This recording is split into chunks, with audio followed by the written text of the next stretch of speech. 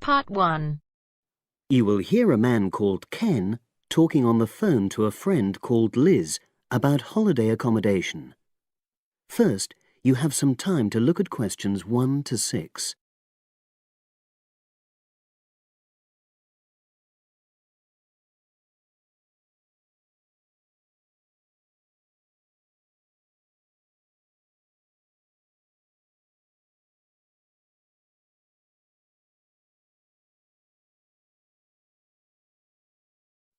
Now we shall begin. You should answer the questions as you listen because you will not hear the recording a second time. Listen carefully and answer questions 1 to 6.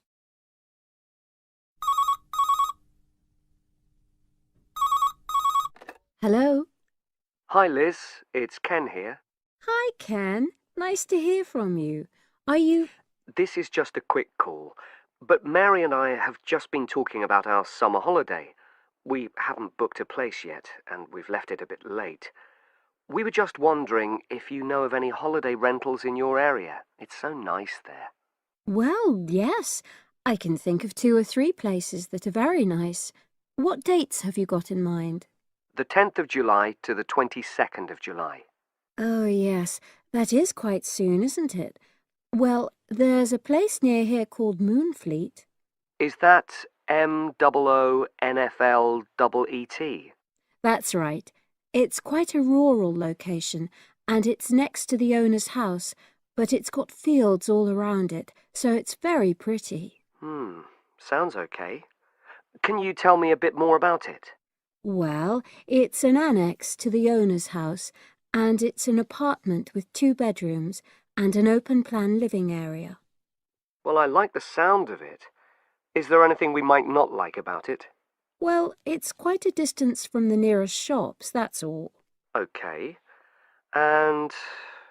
well, I'll tell Mary, but I don't think she'd mind that. Do you know how you book it? You have to book on the internet. There's a web address.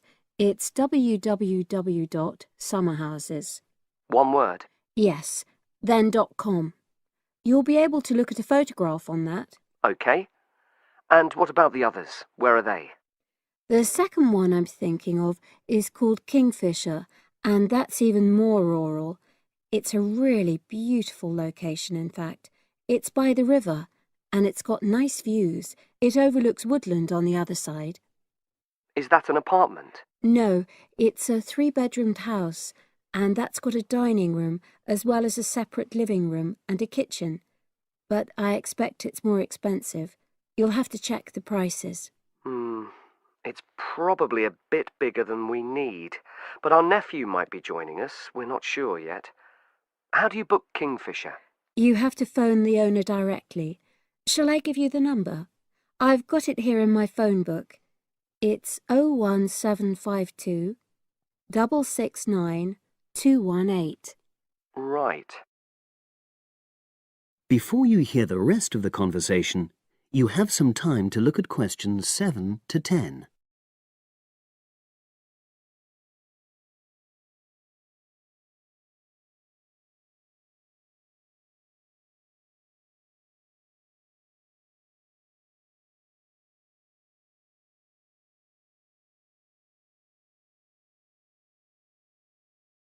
Now listen and answer questions 7 to 10.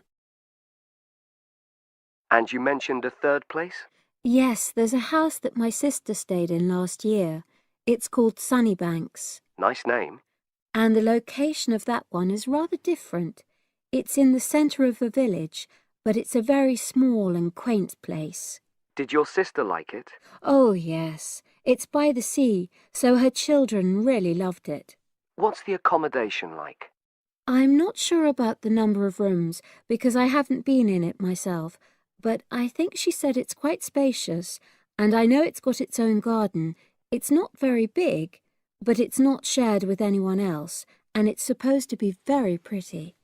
Any snags? Problems? The only other thing I can think of is that there's nowhere for parking. The streets are too narrow, so you have to leave your car somewhere else and then walk to the house. It's only about 10 minutes away, but... Okay. Well, I don't think it matters personally. How do you book it? There's an agent you have to contact. I don't know his details, but I can ask my sister and let you know tomorrow. Thanks, Liz. That'd be great. I'll talk to Mary and see what she says. Thanks for your help. That's okay, Ken. I'll speak to you again tomorrow. I hope you find what you're looking for. That is the end of part 1. You now have half a minute to check your answers.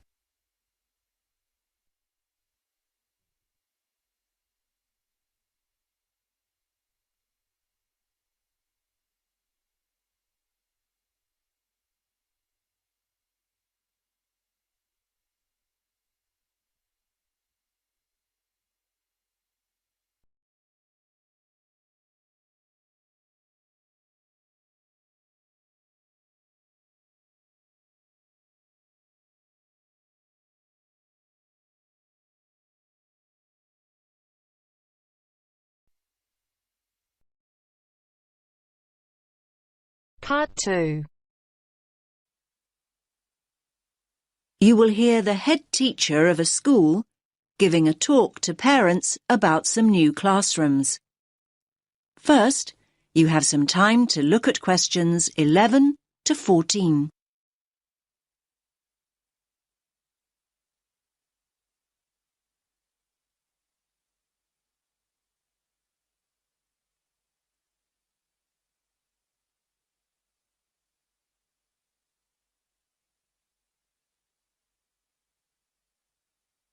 Listen carefully to the first part of the talk and answer questions 11 to 14. Good evening, everyone, and thanks for making it along. I know how busy you all are with term coming to an end. As you know, the aim of this meeting is to show you the plans we've got to add 2 new classrooms and how that will affect the playground. Now, I've heard that quite a few of you are worried that there'll be hardly any playground left, but I want to reassure you that that's not the case at all. I think there's been quite a lot of uninformed talk going on, and people have started worrying unduly. I certainly hope I can dispel any of your concerns this evening. Firstly, I have a plan of what the school should look like, which I'll project onto the screen. The school governors and the developers want to hear your feedback before making final decisions. Your feedback's very important. When I've gone through the plan with you, you can ask questions and we'll discuss those queries in detail. There'll be plenty of time to tell us what you think over the coming weeks. And once the plans are a little more developed, they'll be available online. There'll be a weekly update, and once the actual construction begins, you'll be able to check progress as it happens. Personally, I'm very happy with where we've got to. I knew we had to have the extra space, but I must admit I worried long and hard about what we might have to sacrifice for it. The developers have certainly convinced me that we've made the right decision. You now have some time to look at questions 15 to 20.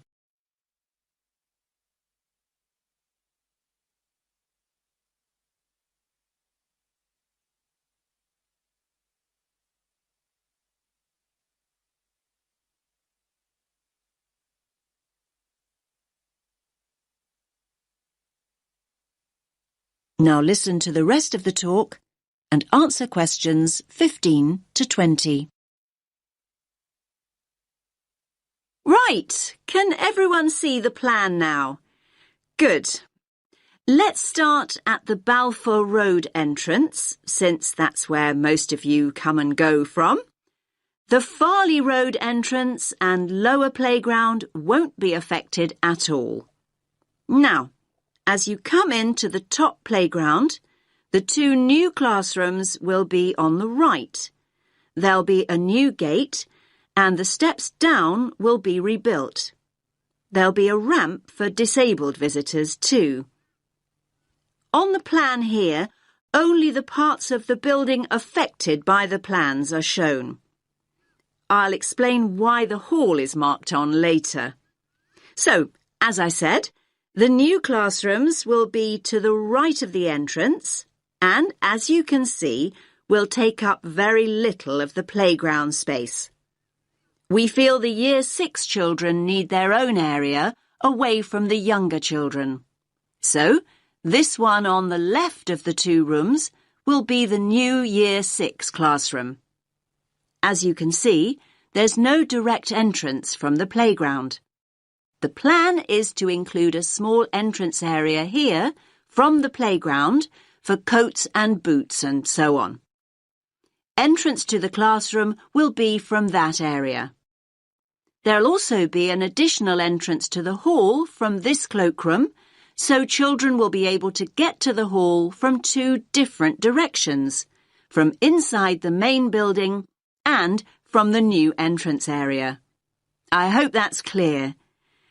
Now, as you all know, the hall doubles up as the cafeteria at lunchtime. One of the rumours I heard was that we're planning to dispense with the cafeteria and open up a snack bar.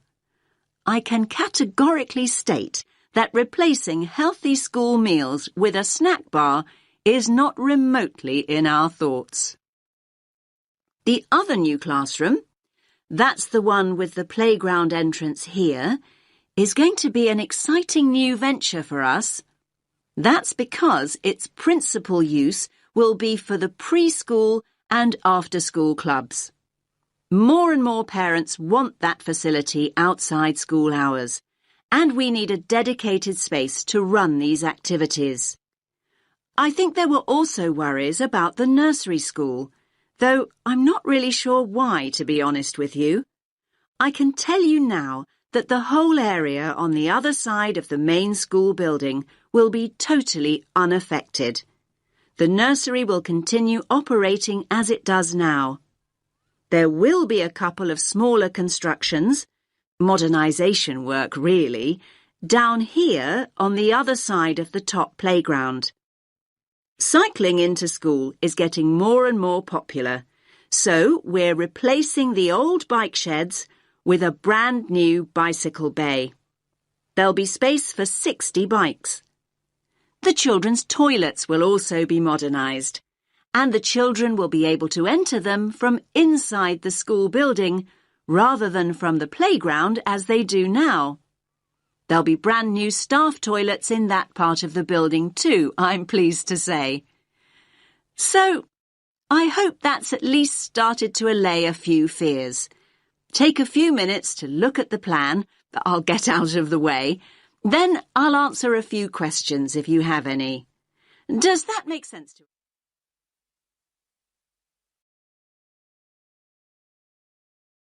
That is the end of part 2. You now have half a minute to check your answers.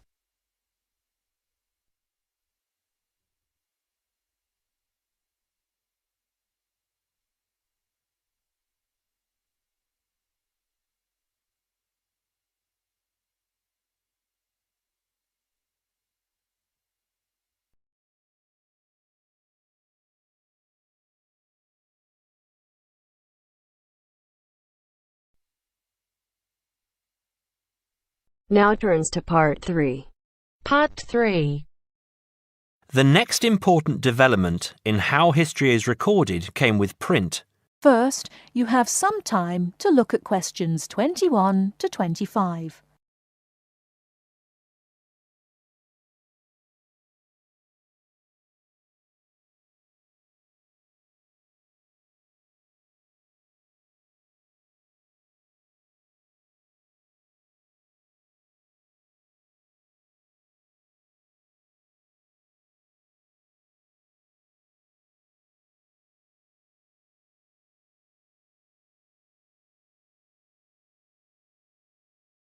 Now listen carefully and answer questions 21 to 25.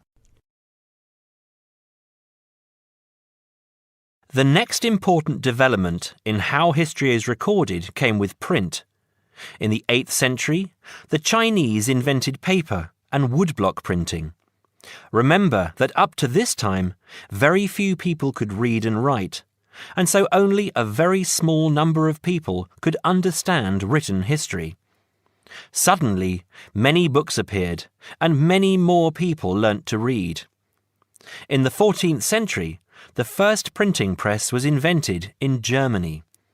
This reduced how long it took to produce books. The new printing technique quickly spread to other parts of the world. More books appeared, and even more people learnt to read. The first printed newspaper appeared in 1605, and the first daily newspaper in 1702. Now, people could read news stories soon after the event happened, and every event was recorded and stored.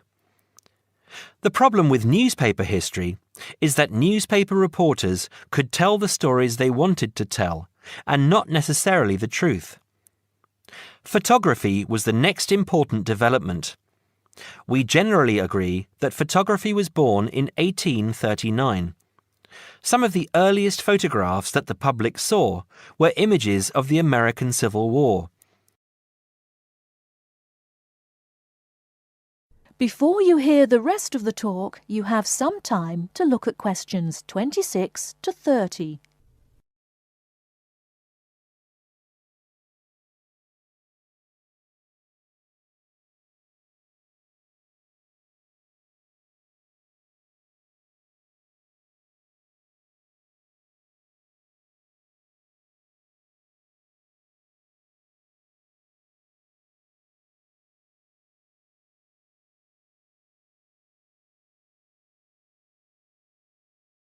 Now listen and answer questions 26 to 30.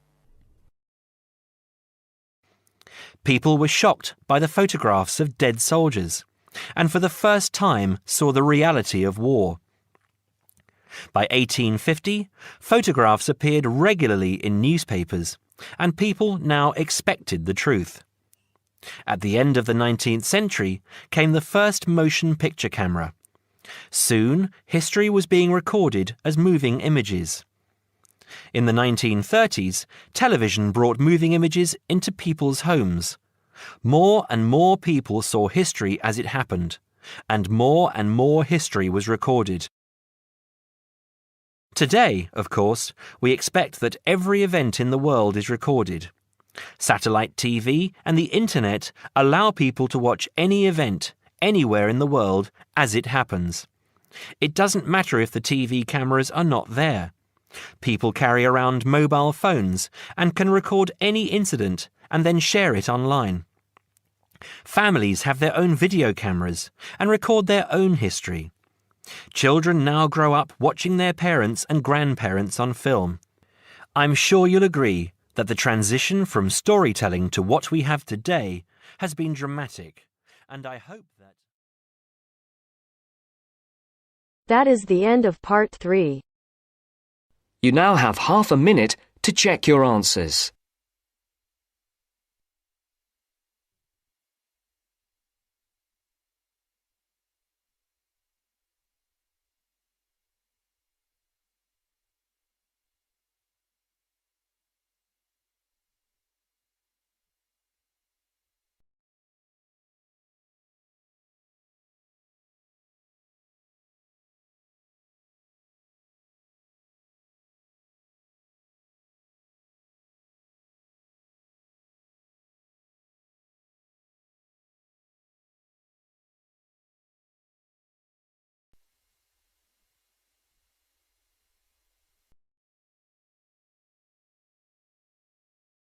Now turns to part 4. Part 4. You will hear the first part of one lecture, in a series of lectures about environmental issues. First, you have some time to look at questions 31 to 40.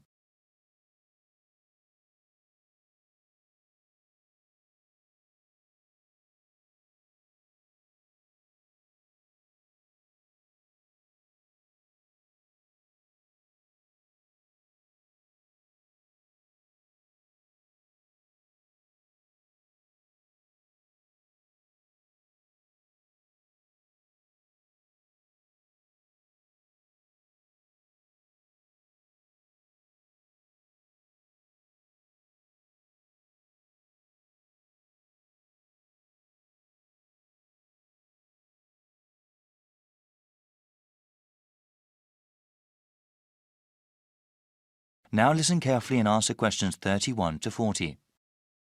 In this lecture series, we have been looking at the most pressing environmental issues that the world faces.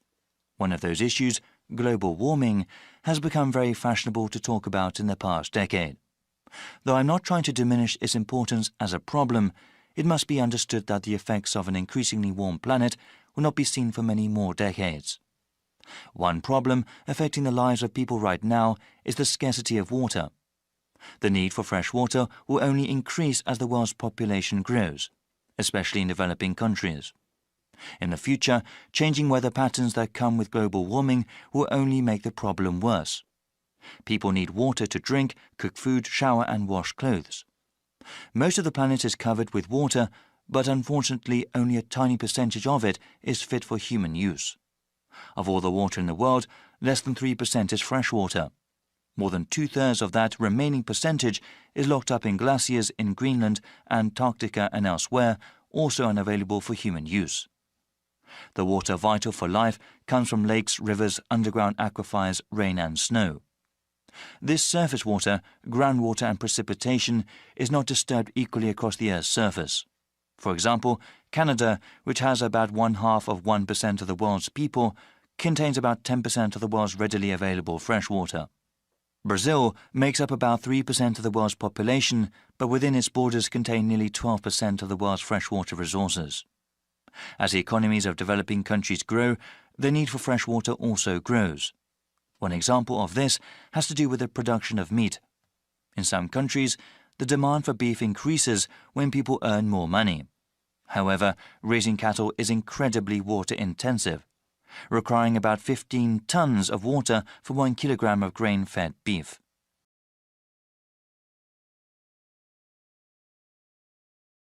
The scarcity of water has a direct impact on human life.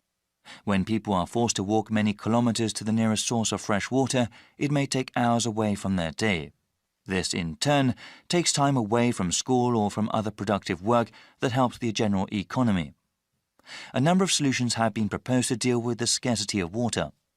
Some of them are technological, like the construction of desalination plants. These plants convert brackish salty seawater into water fit for human use. They are very expensive to operate and maintain, though, and cannot meet the world's growing demand for water. Other kinds of solutions involve only a little technology or involve modifying individual people's habits. In a rural part of India, a village facing water shortage started collecting rainwater.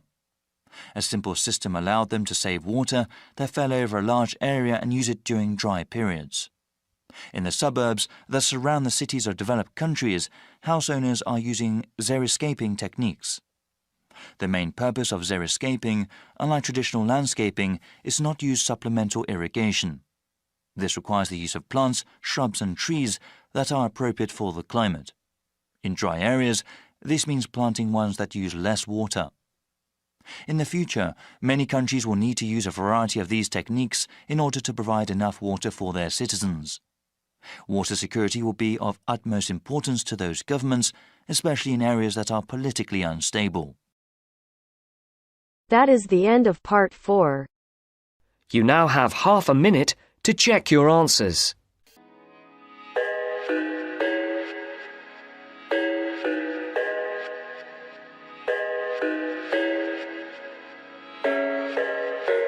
I thought I had it figured out, believed in us, we were meant to be, no doubt. A teenage love, everybody else could see the way we were, living in a fantasy. When I came